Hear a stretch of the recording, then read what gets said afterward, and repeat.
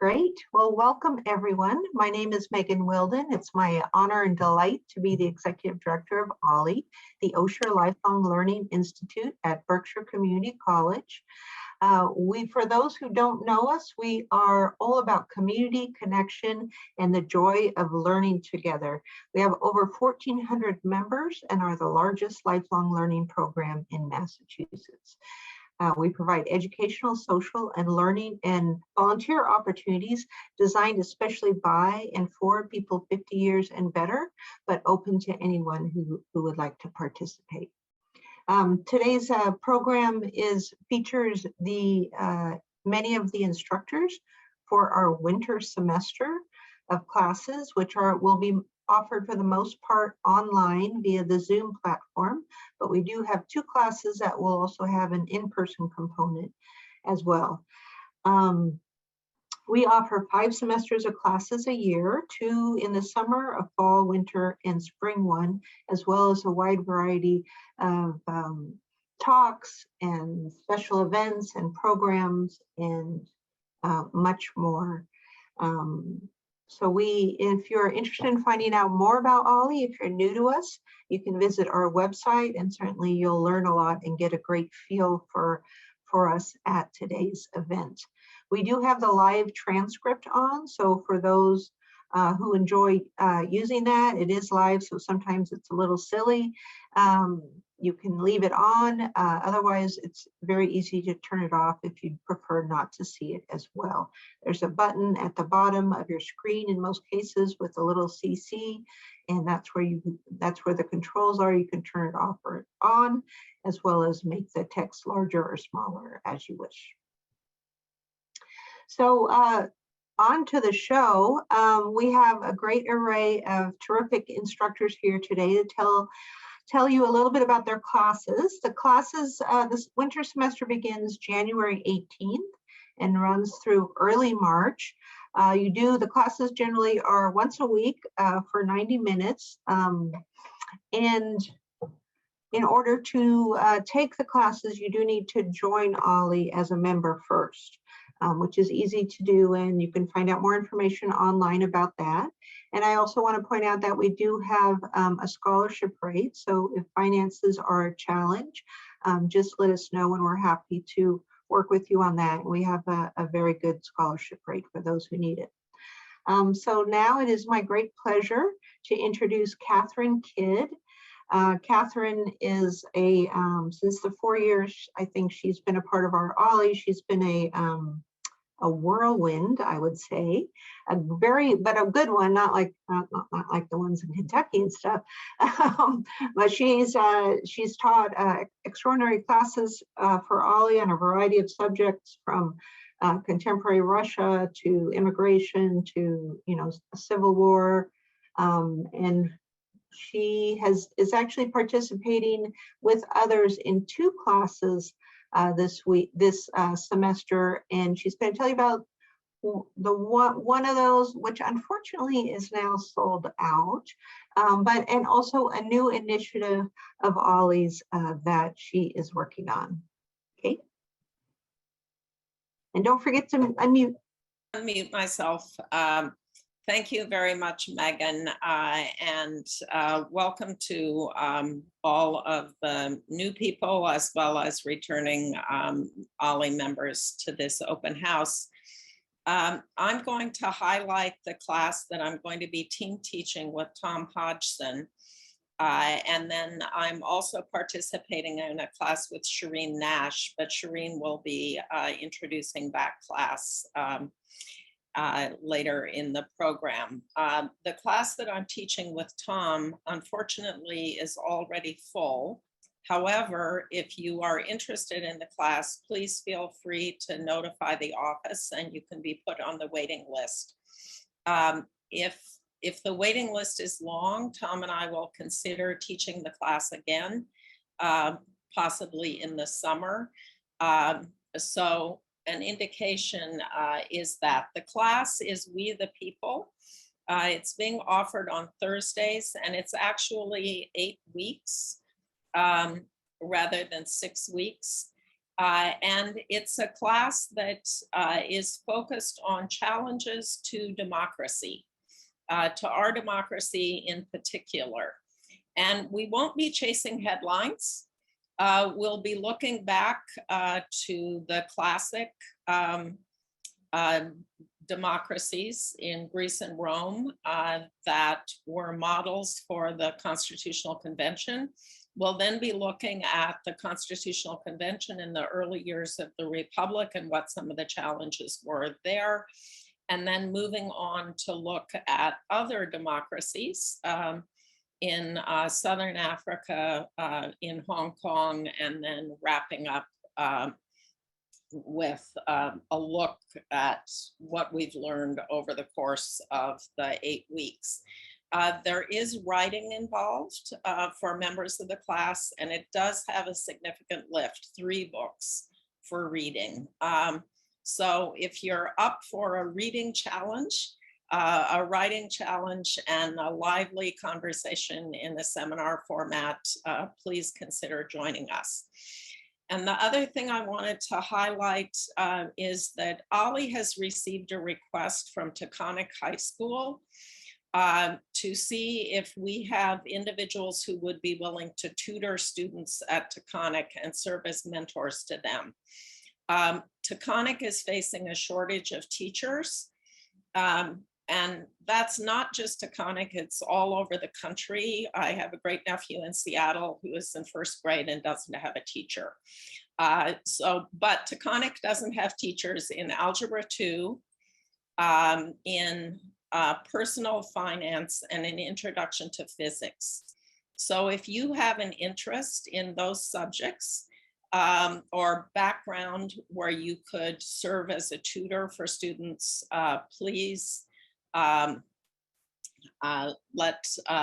me know. Andy, if you could put my email in, I'd be happy to share more information with you. What the school is looking for is a commitment of 1 morning, about 3 hours, 1 morning a week from early January to mid-March, when students will take the SATs and the MCAS. So if you're interested in that, contact me, contact the office, and it would be a great service to students here in the Berkshires. Thank you. Thank you so much, Kate. Did everyone hear me? Is there an echo on me? Okay, I think it's gone. Oh dear. One, not also, as Kate emphasized, actually, the other thing that OLLI does is we do intergenerational community projects, including mentoring BCC students, and this new opportunity to tutor high school students is a wonderful way to give back to our community as well. So for more details, please contact Kate. And we normally do not highlight classes that are full because that's just torture, of course. But I can assure you that all of the other classes we're going to be talking about today have plenty of room in them, or some of them smaller amounts of room. But we do encourage you to register early when the classes have limited registration. And now I'm very happy to introduce Dr. Sherwin Nash. Sherwin joined OLLI less than 2 years ago after the pandemic started and became a huge fan. She's a recently retired pathologist who received her medical education in Mumbai, India. And she's a published author in her field. And she is somebody who loves learning like all of us here do. She's participating, she actually organized 2 classes for this winter semester. One of them is called Women Who Matter, Innovators in Science and Medicine, which will be held Tuesday afternoons, 3:30 p.m. to 5 p.m. Eastern. And Kate Kidd, who just spoke, will be a guest instructor on there, as well as Linda Neville, who will be speaking later. And then she is also this year she is the organizer and moderator of our Advances in Medicine class, which will be held on Wednesdays from 1 p.m. to 2:30 p.m. Both of those classes are on Zoom and have no limits on registration and should be wonderful. So I'm looking forward to hearing Shireen tell us more about those classes. Thank you, Megan. And thank you, everyone. Actually, the pandemic was a gift to me because I joined OLLI when OLLI went on Zoom. So it's worked out great for me. Anyway, the first class that we will be talking about is Women Who Matter, Innovators in Science and Medicine. This was an idea I had and I presented it to the science committee and they thought it was good, but I knew I could not do this all by myself. So I'm very grateful that Kate Kidd, who is always busy and always working, agreed to give 2 of the talks, and Linda Neville is my other instructor who is willing to give 2. So between the 3 of us, we're going to be giving 2 talks each. And they're all, Kate will be talking about astronomers and paleontologists. Linda will be talking about astronauts and biologists, and I will be focusing on women in medicine. The first talk will be on women in medicine from antiquity to now, and the second talk will be on women Nobel laureates. So it has been fun putting this course together, and I'm very grateful to Kate and Linda, who really came up with this title, which seems to be resonating quite well. So my second course is Advances in Medicine, which has been a course given by Tony Siegel and members of the Science Committee. And this year, with Ben Lipson's help, I was able to put together a few speakers.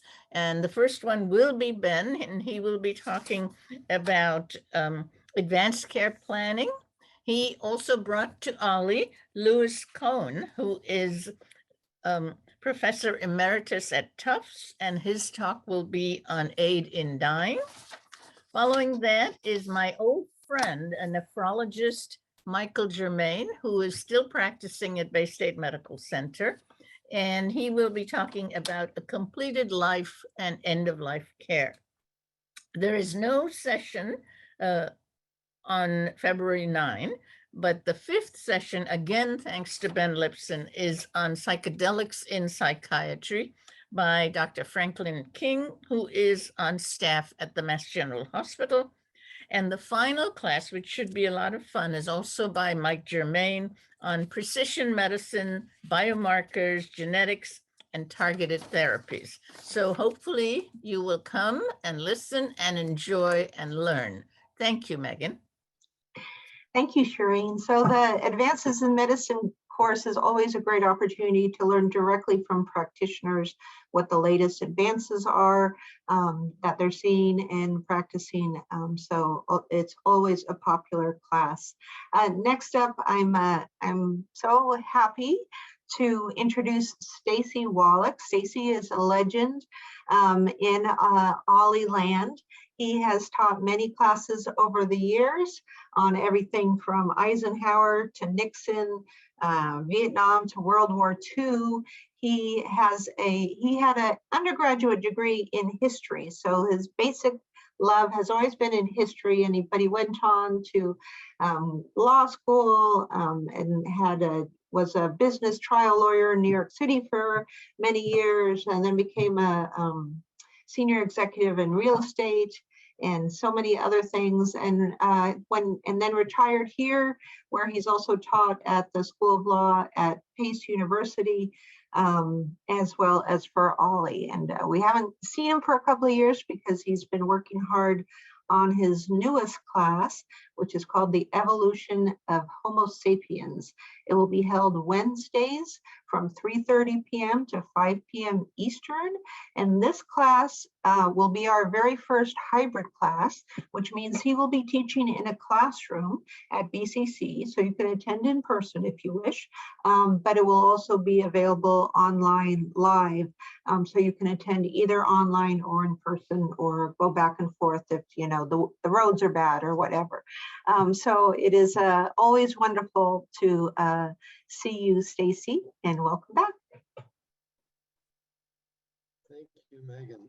The class is aimed at 3 kinds of people. First and foremost, people who know very little about evolution or the last time they had any relationship to the subject was in high school, and are starting at pretty much at the beginning, like I did on this subject a couple of years ago. The second group are people who have some real background in evolution and in Homo sapiens evolution, but are not up to date and want to get up to date, because the last 20 years, say since 2000, have really worked a revolution in what's been discovered, what's known, and what's now understood. And the third group are professionals in the field who want to look and just laugh at me because I have a very thick skin and I don't mind being told what an amateur I am. And we can all learn together. The reason to take the course is because I specialize in third grade humor, and you might enjoy the nostalgia of hearing third grade jokes again, but also because my specialty in teaching is visualization, is presenting sometimes complex subjects through visuals, whether it's photographs, paintings, charts. The history of my teaching at OLLI has proven that if I can show you a picture, you'll be pretty happy with the learning process. And so I specialize in that. Now you might say, well, how many pictures are there of Homo erectus who died out, 40 or 50,000 years ago? Well, amazingly enough, there are indirect ways of visualizing earlier peoples. Just to give you a sense of how far back I go, the last big split where chimpanzees went their way and our human ancestors, genus Homo, went another way, was 6, 7, or 8 million years ago. And that's a long time ago. So we cover a huge amount of ground.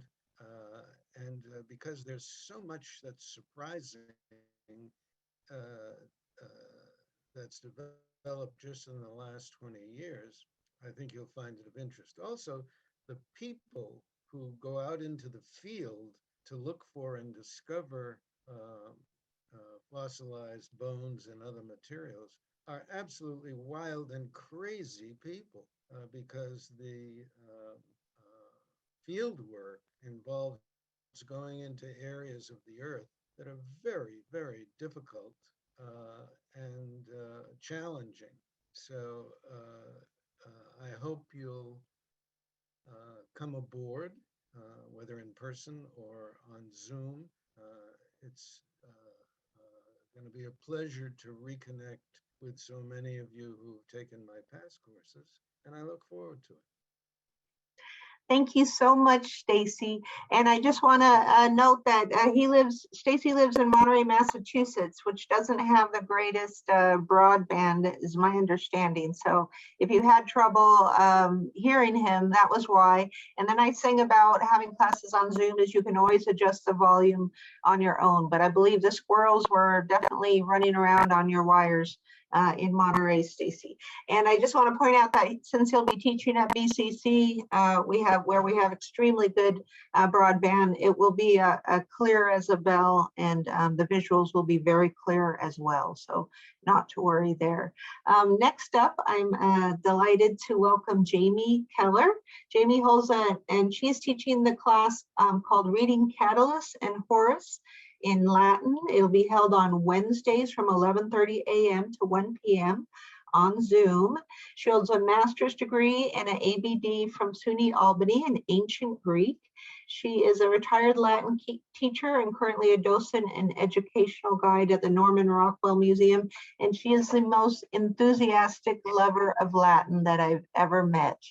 And every winter she teaches a class on reading Latin, and it's always a delight. Jamie? Ah, salvete omnes. Yes, if it's winter, then for me, it's time for Latin with OLLI. I really do hate winter, but I love Latin and I'm thrilled to be back. So this year we will translate Rome's greatest lyric poets, Catullus and Horace. Catullus, born 84 BC, or if you prefer, BCE, he was a naive country bumpkin, a rebel. He arrived in Rome in the 60s, BCE, of course, to seek fame and fortune. He aligned himself with the new poets whose motto was, stolen from the Greek, of course, mega biblion, mega kakon. A big book is a great evil. Anti-epic and anti-traditional heroes, Catullus wrote short, personal works in everyday language. Although you can't talk Catullus without mentioning the illicit love affair between Catullus and Lesbia, we're going to look a little beyond the Lesbia cycle at poems that really exemplify these new poet sensibilities. Catullus, really the James Dean of Rome, died at the age of 30. Horace, born 65 BCE, who gave us Carpe Diem, he didn't start writing until the age of 30. And he died at the ripe old age, for the ancient world at any rate, of 57. So needless to say, their perspective of life and love was very different.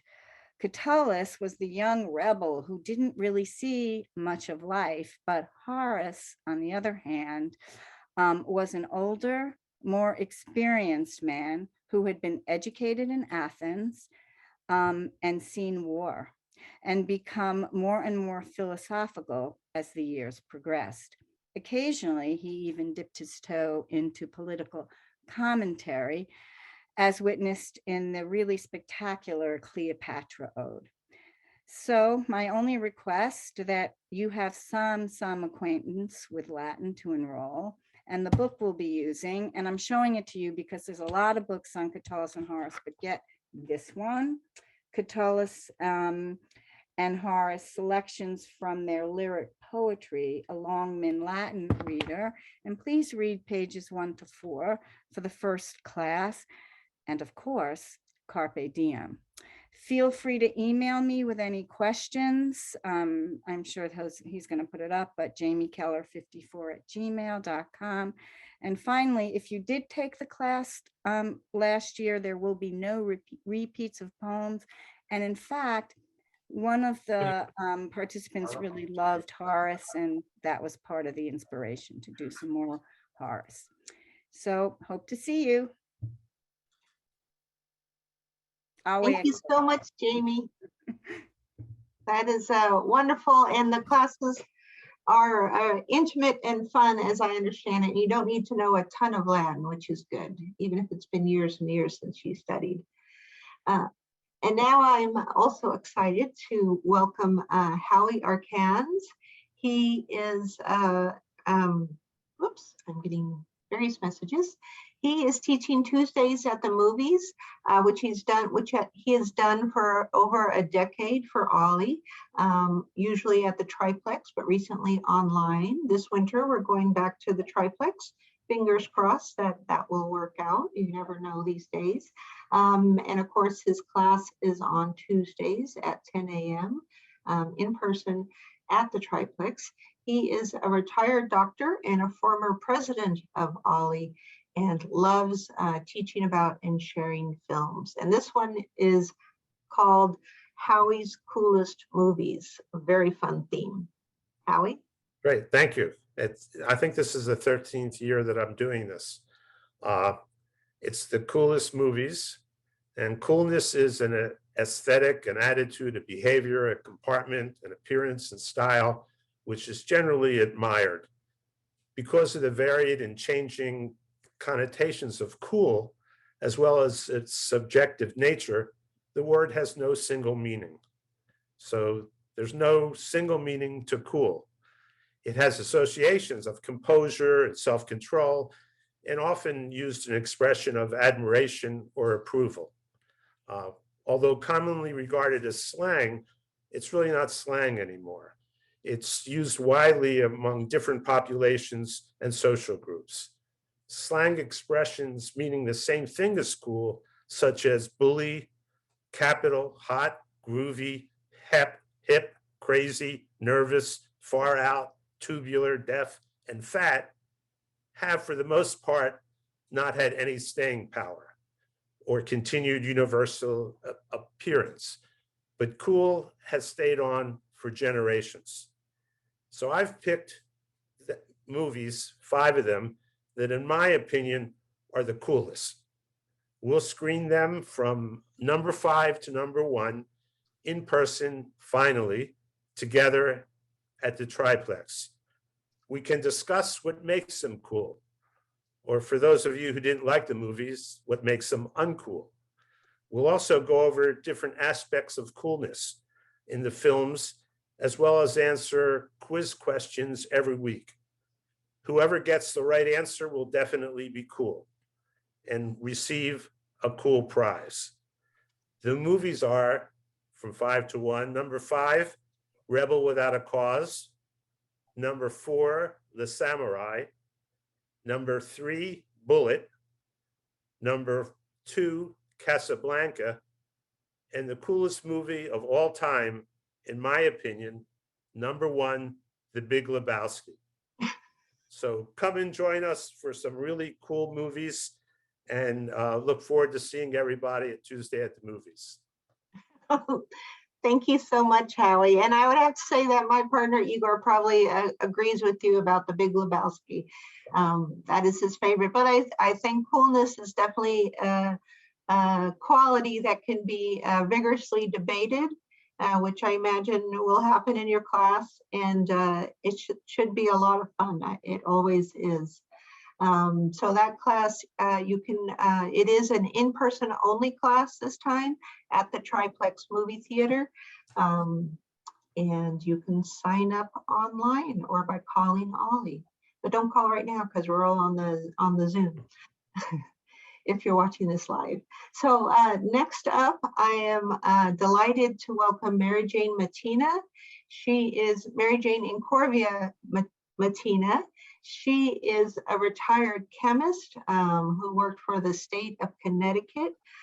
She is a member of OLLI's Changing Aging Shared Interest Group, and she founded an organization, and I'm afraid the name is escaping, the Berkshire Supergenarians. Supergenarians, that's right. Yes. Yeah. I didn't have it written down, and then I was really afraid it was going to fly away and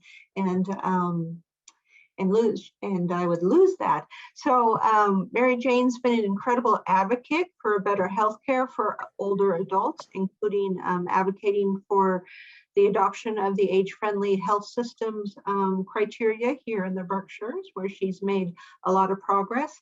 And she's put together a really extraordinary online course called The Science of Aging, featuring preeminent researchers from across the country. And she's here to tell us more about it. Mary Jane? Thank you, Megan. And you'll have to excuse me if I talk fast, but I'm very enthusiastic about this course, and I would really like to give you a little snippet about each one of the 6 classes. Megan asked how we got inspired to put our courses together. And my inspiration came from waking up one morning and realizing I was 65 years old, and I could either make the rest of the journey a good one or not so good. And what I realized was that I really needed resources in order to keep myself or put myself on a path for a good, robust health span. And I'm very happy that I'm able to share some of those resources with a broader community, both through the work that I've been doing with OLLI and then also with the work that I've done with Berkshire Supergenarians. And I want to tell you, in terms of resources, Andy Otterson in the OLLI office has done a magnificent job in the course catalog, putting together the resources that each of our speakers have provided for this course called The Science of Aging. And I hope you make use of those resources because they're really excellent in the catalog. I call the course very intentionally the science of aging and not the biology of aging. And as I give you a little thumbnail of each of the 6 classes, I will explain why that is. And there's a nice interweaving of each one of the 6 classes with other classes in the course. We are so fortunate in the Berkshires to have Dr. Mark Pettis as a member of our community, because there is no one who is better at translating and interpreting current medical and scientific research related to aging into the vernacular for all the rest of us who are not MDs. He is brilliant at it, and I am absolutely thrilled that he is doing the first course for us. He has some wonderful resources that Andy has put into the course catalog, and please use them for that class. The second class is Dr. Mark Watson, and no, your name does not have to be Mark in order to teach in this course, but Mark Watson is affiliated with the Buck Institute. The Buck is out in California, just north of the Bay Area, and it is one of the Paul F. Glenn Centers for Research on Aging. The Buck is unique in that it is the only freestanding research organization dedicated 100% to research and aging. Mark is going to talk to us about some of the work at the Buck and some of his own work. Of course, for class number 3, we come back to the East Coast to Tufts and to an institution that I didn't even know existed. It's one of those well-kept secrets, which is a shame, really. It's something called the Jan Mayer Human Nutrition Research Center on Aging. And we're going to have a talk by Chris Wiley, who is a researcher at the Nutrition Research Center. And what's interesting is that Dr. Wiley got his PhD from UC Irvine, and then he did a postdoc at the Buck. So he came east to our advantage, and he's now working at Tufts. Again, look at the website that is available to you, because you will see some wonderful offerings from that institution as well. Okay, now the swerve. We're going to go to the MIT Age Lab. And the Age Lab does research, but not biology and chemistry of aging. It does research at the intersection of technology and aging, commerce and aging, economics and aging. And we have 2 wonderful presenters from the MIT Age Lab. And again, there are resources there that all of us can use. They have some wonderful programs available that you can look into if you go to their website, their URL, and explore those. And we're going to have a talk by Taylor Pasternak and Dr. Lisa Ambrosio. Number 5 is a talk from another one of the Paul F. Glenn Centers, and that's the Albert Einstein School of Medicine in my old neighborhood in the Bronx. And it will be by Dr. Sophia Millman, and she is an expert on research into the centenarians, people whose lifespan and health spans coincide until the age of 100 and better. And I can't wait to hear some of her presentations. And this goes all the way back to Dr. Mark Pettis's talk, where he gives you as one of the references his book on the blue zones, telling us about centenarians. And then the 6th and final talk, we come back to a neighborhood close by. We come back to Cheryl Mulstein, who was a geriatric social worker at Bay State, one of the 3 BMCs in the state: Berkshire Medical Center, Bay State Medical Center, and Boston Medical Center. And Cheryl is going to talk to us about the impact of social issues on health span, lifespan, and aging. So I think this will be a very exciting course. I hope you join us and give us ideas how to keep this sort of course going in the future. Thank you. Thank you so much, Mary Jane. And as you can see, our wonderful course offerings are developed in all cases by our OLLI members themselves. So if you have an idea for a course, if there's something you would like to see us offer, we always welcome your ideas and input. And if you'd like to teach a course, we're always happy to to hear more about that. And the other extraordinary thing about OLLI is that all of our instructors are volunteers. They are volunteering their time, sharing their expertise and wisdom and insight with us, and we're very lucky to have it. Next up is Carl Atkins. He is teaching for our OLLI for the first time, and we are so happy to have him. I believe we got several emails at once from different people saying we must get Carl Atkins to teach for us.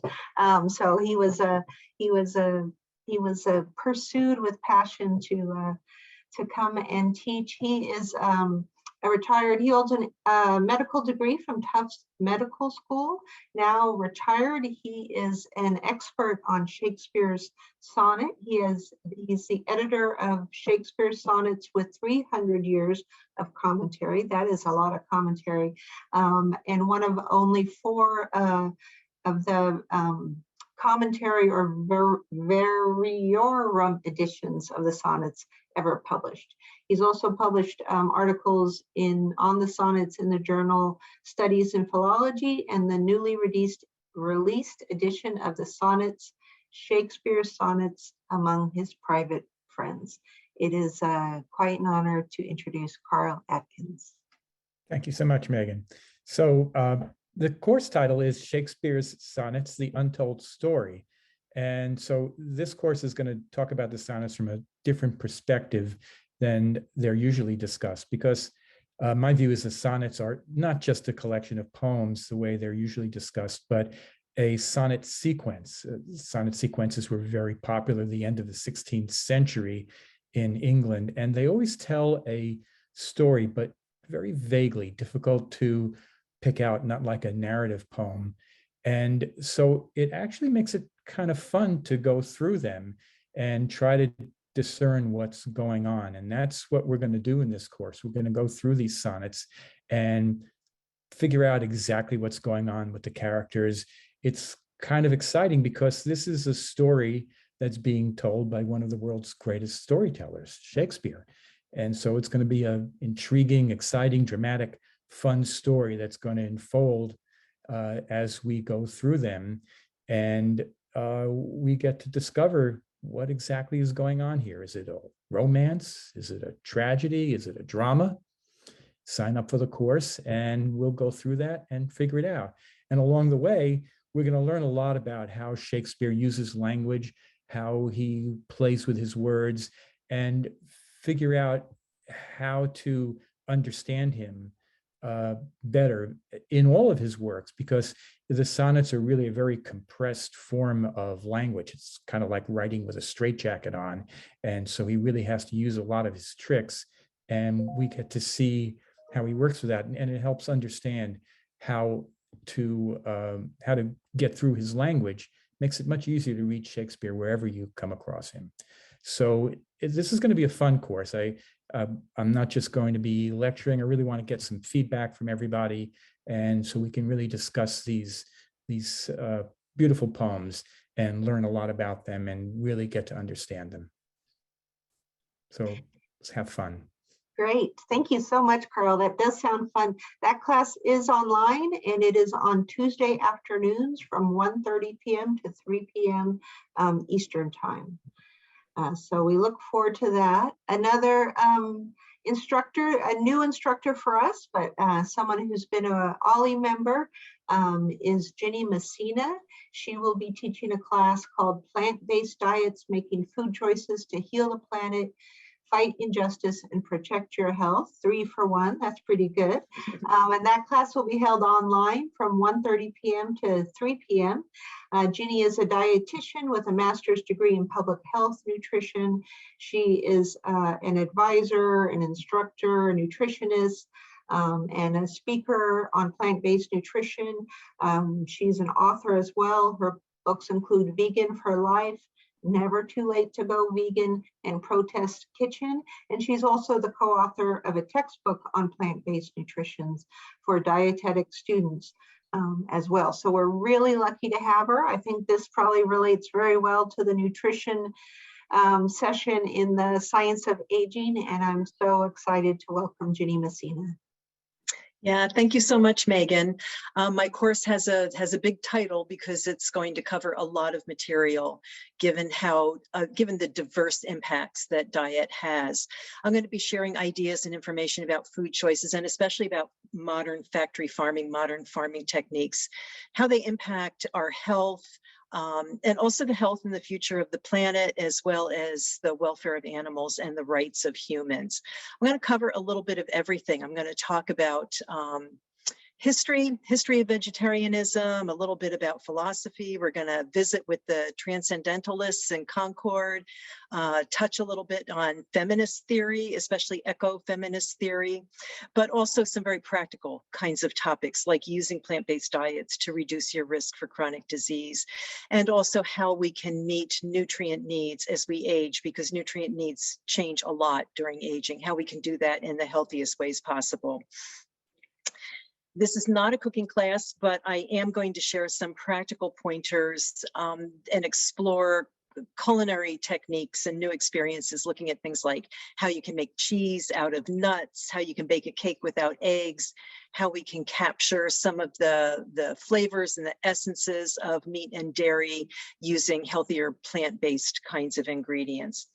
My hope is to challenge people who take this course to think about the significant impact of our personal food choices, not just on our own bodies, but on animals and people all across the world. What we eat can sometimes impact the lives of people living on the other side of the globe.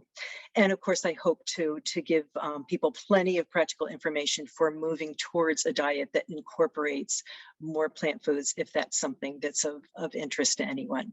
So thank you. Wonderful. That sounds great. Both practical and historical and philosophical and scientific information all in one.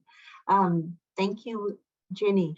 Next up, I'm delighted to introduce Albert Anderson. He is teaching a class called Forcing Justice, Violence and Nonviolence in Selected Texts by Thoreau and Gandhi. That class is based on a book. He is also a publisher, as well as a philosopher and retired professor that is being published, and students who sign up for the class will receive an ebook version of it, so that, oh wait, no, is it an ebook or is it the audiobook? Audiobook, I think. Ebook. Ebook, okay, sorry, I don't get my E's and the A's all mixed up.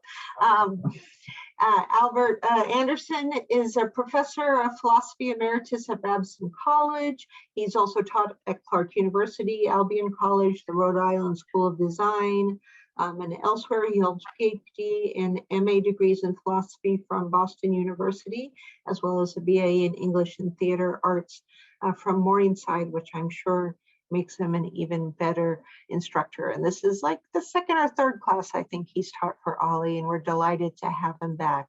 Welcome, Albert. Thank you, Megan.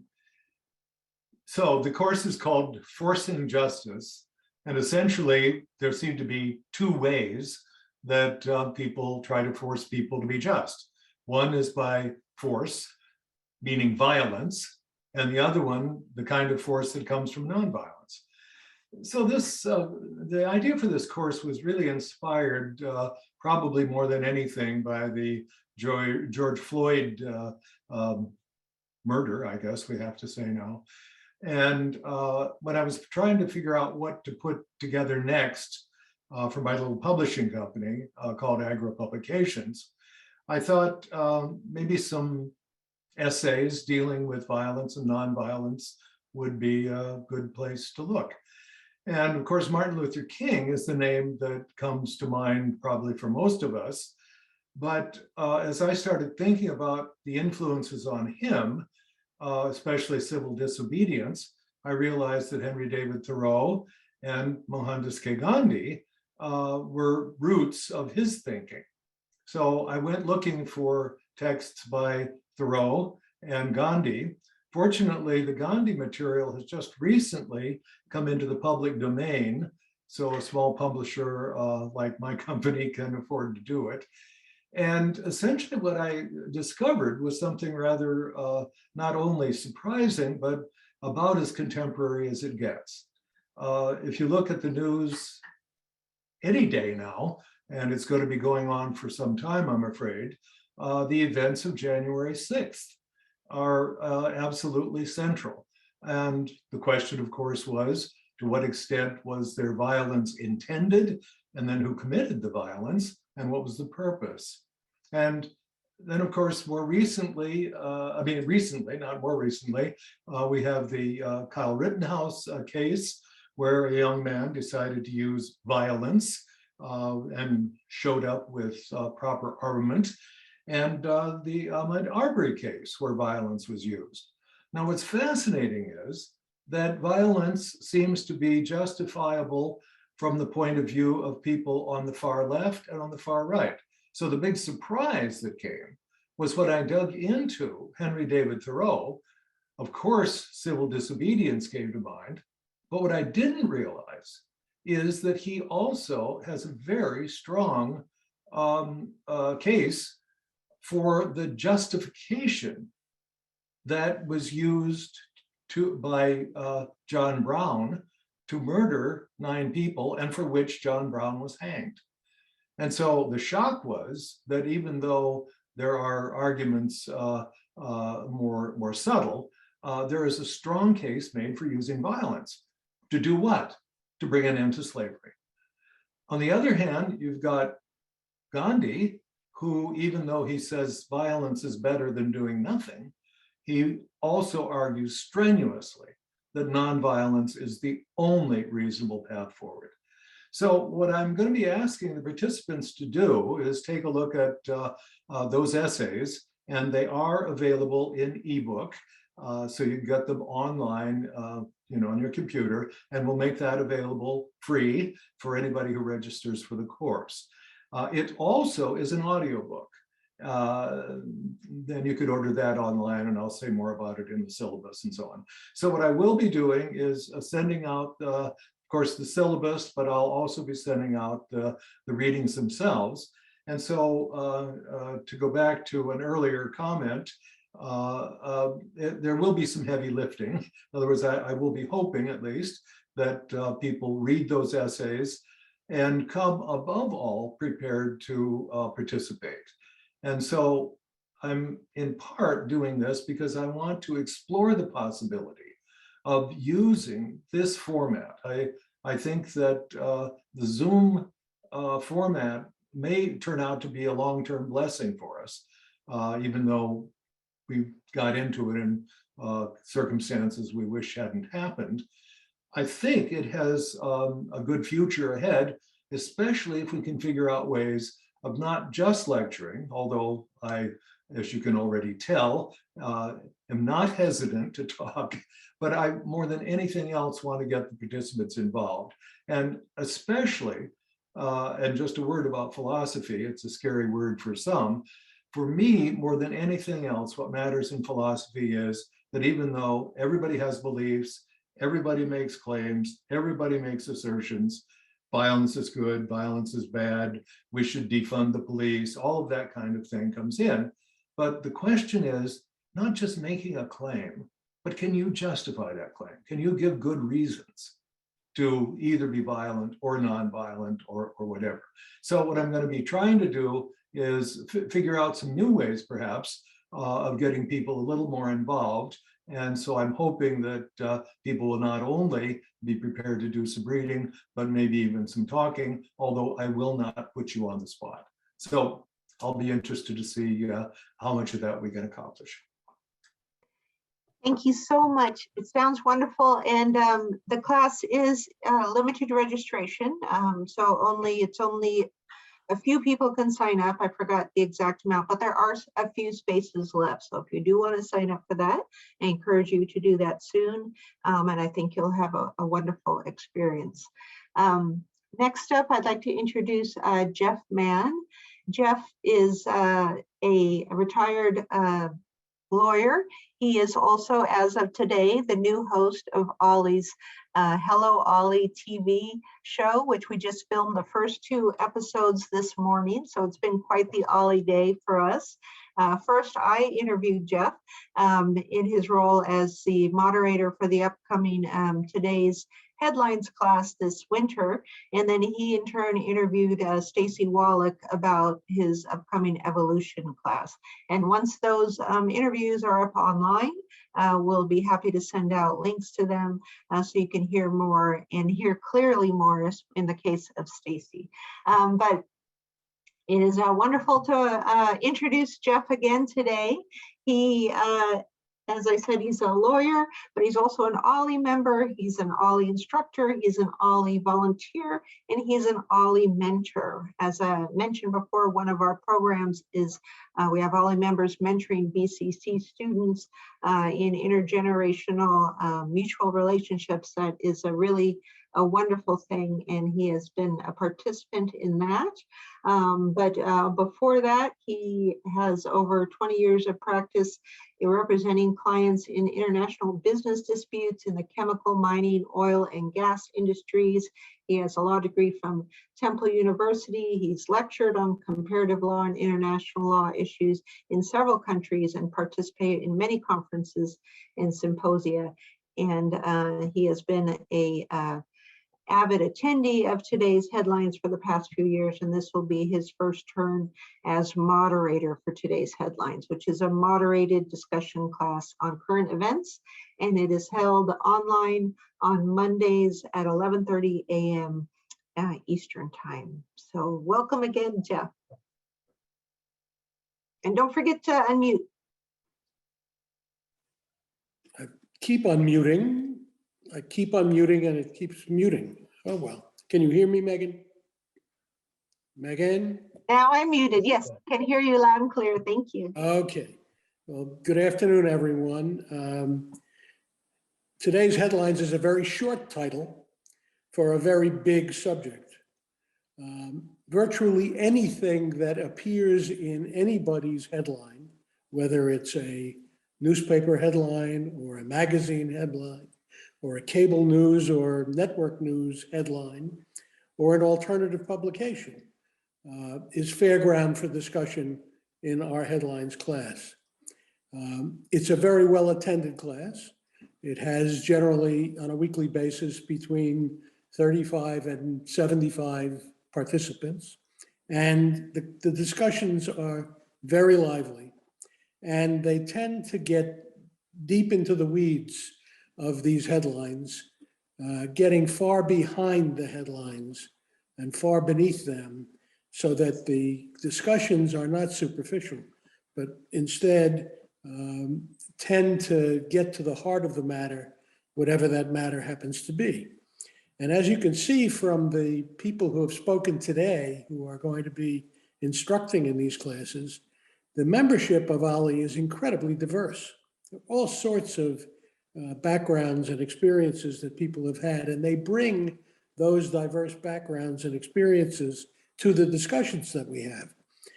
Among the regular attendees of the headlines class are doctors and lawyers, actuaries, historians, school teachers, just plain folks, and everybody is bright and engaged and participates to a greater or lesser extent, but everybody gets into the act and everybody is encouraged to do it. I am an opinionated person, but as the moderator of headlines, it's not my job to express my views, rather to bring to the fore topics for discussion and get folks to participate in expressing their take on the events of the day. Now, clearly, there are some recurring topics. COVID is on everybody's mind.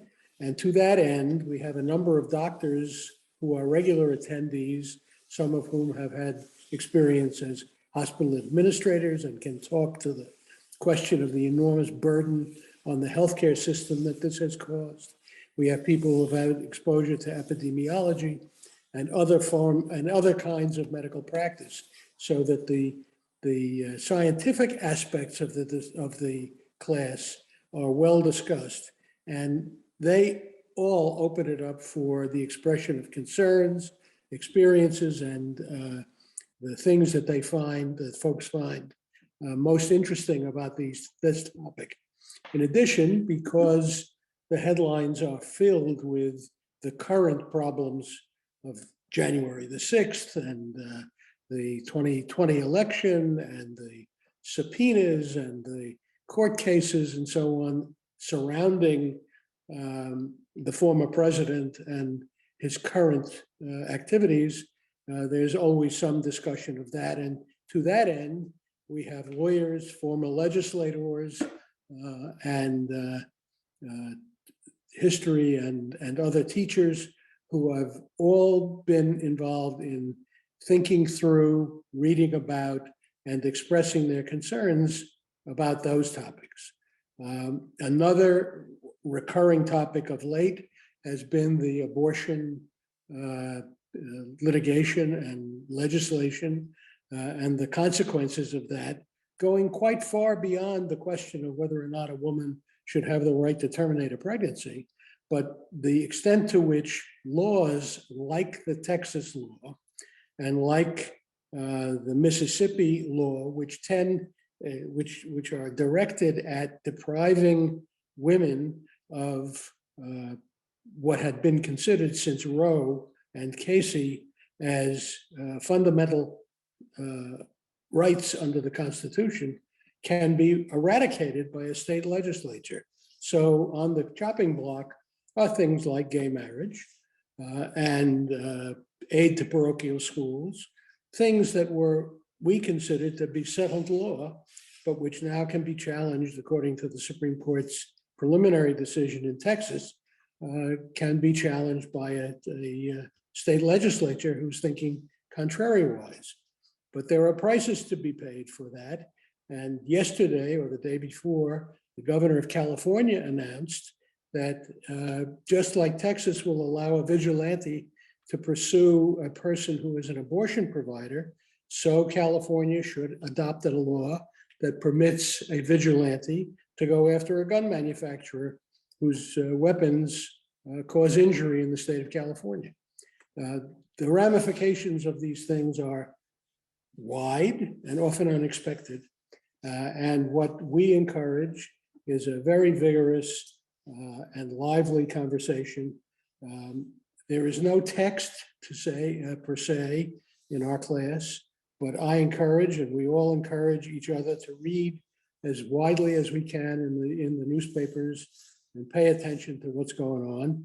And my surprise for this coming year is that I'm going to introduce some very out of the mainstream media in order to provoke conversations on topics that are expressed by people who are not on CNN and MSNBC and the New York Times. So I hope we're going to have a very lively, very informative several weeks, during which time I hope all of the attendees will get a chance to say what they feel about these very important topics. That's it. Thank you so much, Jeff. And one of the secrets about today's headlines class, number one, we offer it every semester now because, of course, there's always something to talk about in current events. But since the class has been offered on Zoom, the class and the moderator have agreed to keep meeting even after the 6 weeks are up. So the class tends to go on until the next semester starts, so that there's no lag time between classes, and because the news marches on whether or not we are paying attention. Next up, I'm delighted to welcome Linda Neville. Linda is one of the guest instructors for Women Who Matter, Innovators in Science and Medicine, which Shereen Nash discussed earlier. But she's also teaching her own class called Reading George Saunders, How Does He Do It? So it's a literature and writing class based on his work. It'll be held online on Thursdays at 3:30 p.m. Eastern. Linda received her Master's of Education at Penn State University. She's taught at Clarksburg Elementary School, the Northern Berkshire Adult Education Program, and elsewhere. And she is working on a book, because she also loves local history, a book called The North Adams Hawthorne, Summer of 1838. So welcome, Linda. Thank you so much, Megan, and welcome to all the instructors that are offering wonderful courses. I almost want to bail out and take other courses, you know, this year. But yes, I'm excited to be in the course with Sherwin and Katie, and when we do these courses, you find out so much when you research what we're presenting. You know, it's just been a wonderful experience for me to be in with the Women Who Matter ones, first off. Secondly, I did take on the second course because of Richard Maturo, who said to me after he gratefully took my course last time, that he'd like me to do a course on a modern author. And I usually do research for my classes. And so modern authors, my mother's a avid mystery reader and things like that. So I didn't want that, but I asked Andrew, and Andrew suggested George Saunders, who I had not read before. And now I've purchased almost all 11 of his works. So George Saunders, I hope people will give him a look, because I found him fascinating. I am only going to ask that people buy the 10th of December book, which is his collection of short stories. He did do Lincoln at the Bardo also, that won awards.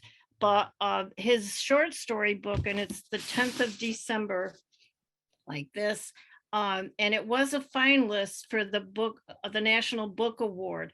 There are 10 short stories, and we're going to be reading the short stories, but we're going to take a little different approach to reading a short story. We're going to take George Saunders' book, his advice, I guess I would call it.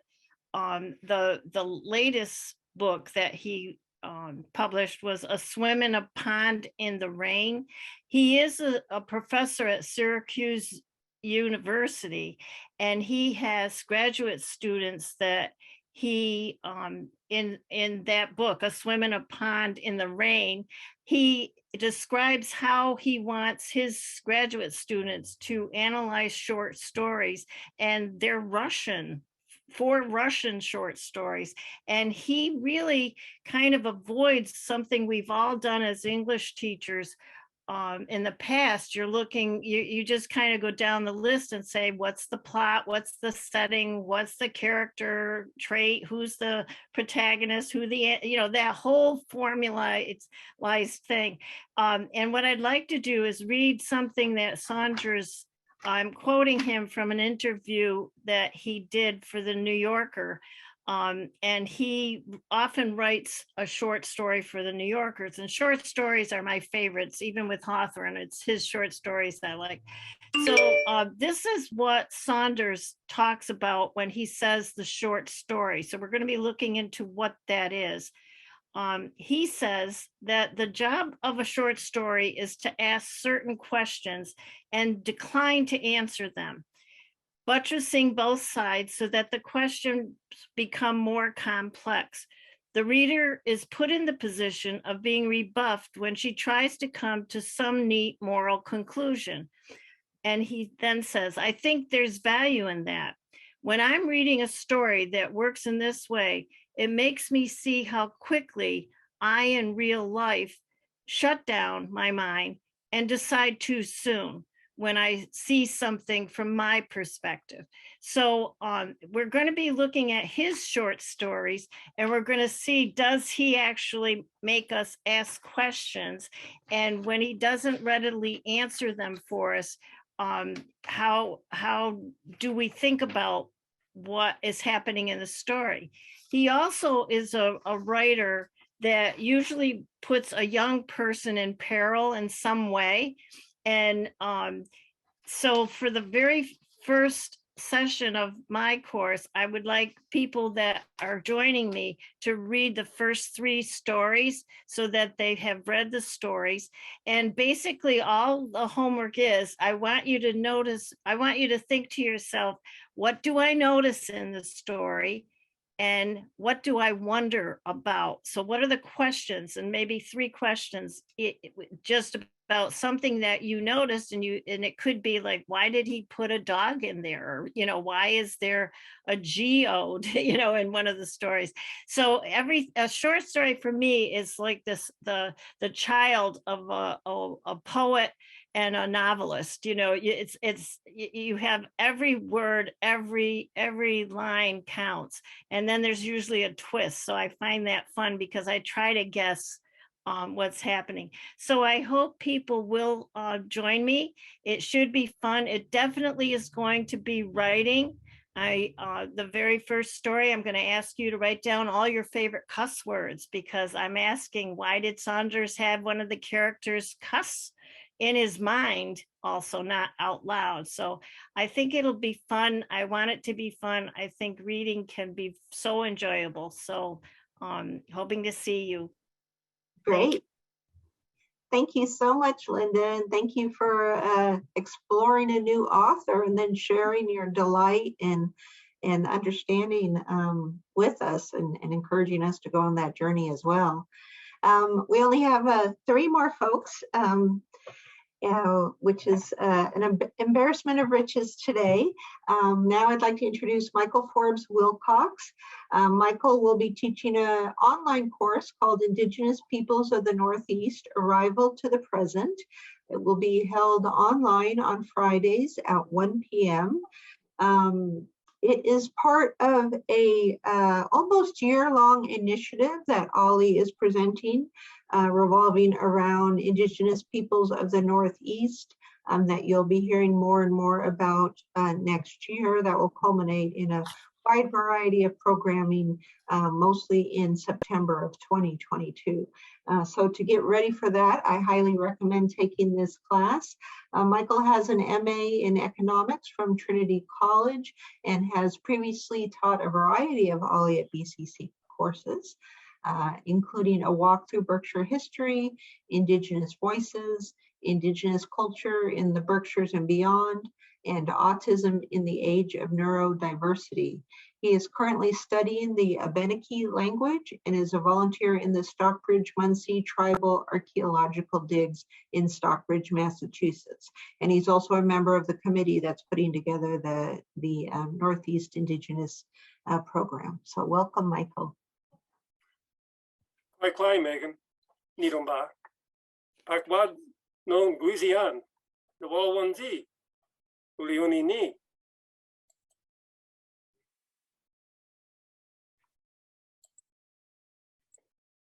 I'm going to try to share my screen. This isn't where I want it to be, but let's see if I can go back up. I see it. It looks good. Yeah, except it's the wrong. Okay, here we go. Okay, so here's what I just said on the top, and here's what it means on the bottom.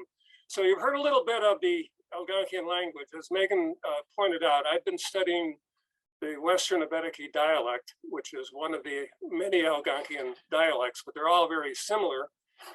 And I'm going to be talking a little bit about the language, not in the course, not that I want you to learn it, learn how to read it or write it or even understand it, but I do think it will give a little bit of an insight into a very sophisticated culture and a different way of looking at the world.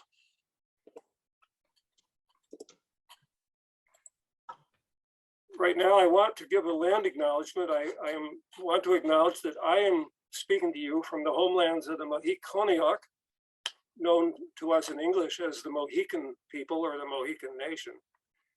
And we will spend some time talking about how they arrived in this part of the world, where they came from, and how it was that they were chased away when the European colonists arrived.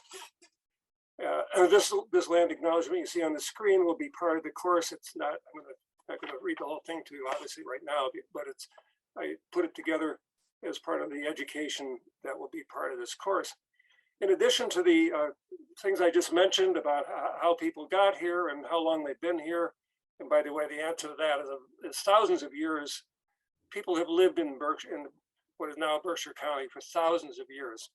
There were probably people living here in what is now Berkshire County before there were people living in Ireland, because Ireland was still under the ice when people arrived here and began to farm and hunt in this area.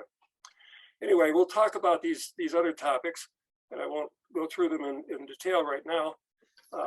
But Tolba Menahan is the Algonquian word for Turtle Island, which is what they called North America. So we're going to talk about, I'm going to focus on the people of the Northeast. That's our interest here, especially the people locally.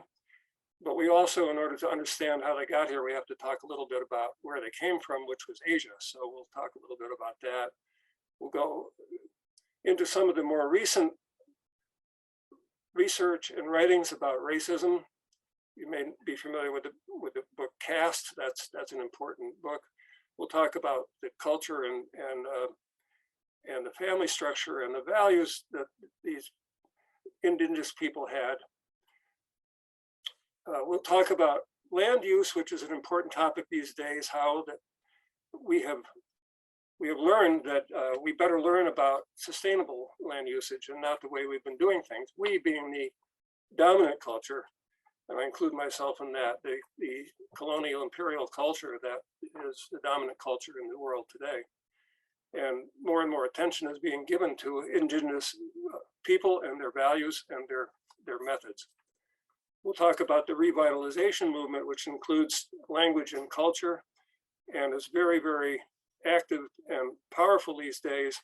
And you have to remember as background to that it was only recently that indigenous people were prohibited by law from practicing their religion and speaking their language.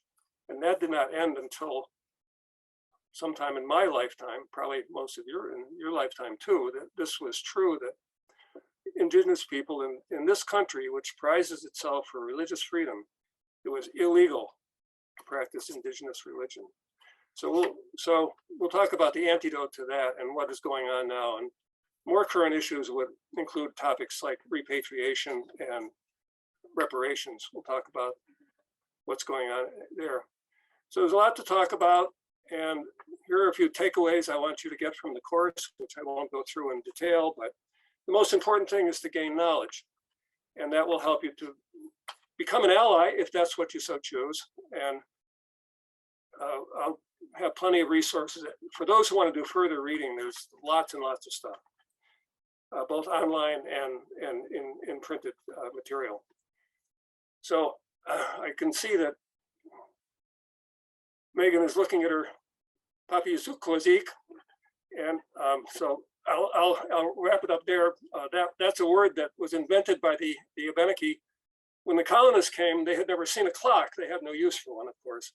So they had to invent a word for it when they saw this instrument, this contraption. And so they called it Papi Zukozik, which means Papi is a word for play. So it's something that plays or sounds automatically. That's a literal translation. The more colloquial translation is the thing that makes a lot of noise but is otherwise useless. So that's an outline of what I'll be covering, and I think that Andy either has or will share some links that I provided that you can go to my website and get the land acknowledgement if you want to read that and get some more information. So thank you very much. Uliuni. Thank you so much, Michael. I think this is going to be an incredible class that'll give people a deeper understanding of the region where we live and the people who lived here as well. And it will be great preparation for the programming that will be coming up later this year. Okay, so we have one more live person and then a very short video from someone who couldn't be here today. And the live person is Peter Blum. He is going to be co-moderating the Science Conversations class, which, like today's headlines, is a moderated discussion class. It's going to be held Fridays at 11 a.m. Eastern. And Peter is the immediate past president of OLLI. He is a retired lawyer who worked for many years in the Vermont state government, and he has a bachelor's in physics, so he has an elemental love of science and enjoys moderating this class. Peter? Thank you, Megan. Can you hear me okay? Yep. Okay, good. So yeah, Tony and I will be sharing the moderator task this winter term. This is a class that has been going on winter and summer for at least 10 years, and lately we've augmented it with other instructors in other terms in the spring and fall. It seems to be fairly popular consistently with a group of about 25 or 35 people. Tony is a retired neurosurgeon and inexhaustible supply of humor and mirth for our class, and he adds a lot of depth to our discussions, which are quite frequent, of medical issues. What we do is each week everyone reads the New York Times Science Supplement, which is on Tuesdays, and we gather on Friday mornings and talk about whatever's in that supplement. Usually a dozen or more articles per week get discussed, some of them quite short, some of them lengthy. Many of the topics are medical, and we have not only Tony, but the real value in the class to Tony and me is the discussion is quite deep sometimes. We have several retired doctors in the group to discuss medical and other issues, and some retired lawyers to discuss legal issues which come up occasionally. It sounds a little bit like the Monday class of today's headlines, actually. I see Linda smiling there. Linda's a graduate of our class, and I hope you've enjoyed it, Linda. I know I've enjoyed your comments. Then lately I've been supplementing. I've been finding the New York Times a little thin sometimes, so I've been supplementing, and I plan to supplement this semester with one article a week. Usually my favorite subject is physics, as Megan mentioned, and so I'm a highly unqualified but vastly interested person in physics, and so I have found a great source called Quantum Magazine, which I select articles from and circulate, but I also circulate sometimes articles from The Economist or other places. And it's not all physics, it's also medicine and other things. We do discuss a variety of topics. Sometimes I was surprised. I think one time we spent 45 minutes on dogs, and that was a lot of fun. So we smile a lot, we laugh, and sometimes we learn some science. And I look forward to seeing you all in January. Thank you so much, Peter. And thank you to all of our instructors here today for volunteering and sharing their time and their insight and their knowledge. We're so grateful to each of you. For those who are here and still listening, I know the numbers are dropping because we went a little long. We encourage you to sign up for classes soon. Some of them will fill up. You can do that online very easily or always by calling the OLLI office. And if you have any follow-up questions, you can let us know by emailing the OLLI office. We're happy to forward them to any of the instructors. And what we're going to leave with you with now is a short video by another instructor named Jay Sherwin. He is teaching a class also online called Writing a Legacy Letter. It's shorter than a memoir, but longer than an email. And that'll be on Monday mornings at 9:30 a.m. Jay has practiced law, worked for foundations, and served as a hospital chaplain. In 2019, he created the Life Reflections Project to educate people about legacy letters, ethical wills, and other legacy documents. And he has been teaching about them ever since, both for our OLLI, he's already taught it once, and also OLLIs nationwide. So. Hi, I'm Jay Sherwin, and I'm leading a 4-session online course for OLLI at BCC on writing a legacy letter starting January 24th. I hope you'll join us. This year, so many of us are thinking about what's really important to us, what we're proud of, what we're grateful for, what our lives have taught us. Those are wonderful ideas to express in a legacy letter. It's a gift to yourself and the people you love. So what is a legacy letter? It's a brief personal statement that you write, share with loved ones, and preserve for future generations. It's shorter than a memoir, typically just a few pages, so it allows you to focus on your most important life lessons, your values, and the blessings you want to offer your family and friends. In the course, I'll offer some advice and a simple model I've created to help you organize your thoughts and start writing. We'll complete a few brief writing exercises in each session, and I'll invite people to share some of what they've written. That's the best part of the course. You'll get a little practice with this, and you'll get a chance to hear from others. I hope that will inspire you and encourage you to keep writing. I've taught this course for OLLI programs all over the country, and the response has been really positive. I'm excited about teaching it again for OLLI at BCC. So please join me on January 24th and learn to write a legacy letter. I hope to see you then. Thanks again to everyone, and we hope to see you in an OLLI class soon. Bye-bye.